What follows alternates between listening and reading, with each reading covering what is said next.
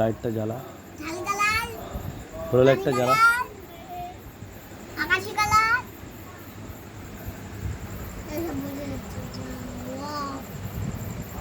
কট change করতে হবে। আল্লাহ level লাইটটা দে। কটা বুঝে দিলি অনেক কালার হয়, কটা বুঝে দিলি অনেক কালার হয়। কি তাহলে চাপ এসব চলে আসতো। চাপে মেঝে চাপ দিচ্ছি তো, কটা কালার উপরে তুলে দিলি ভালো লাগে। আল্লাহ আল্লাহ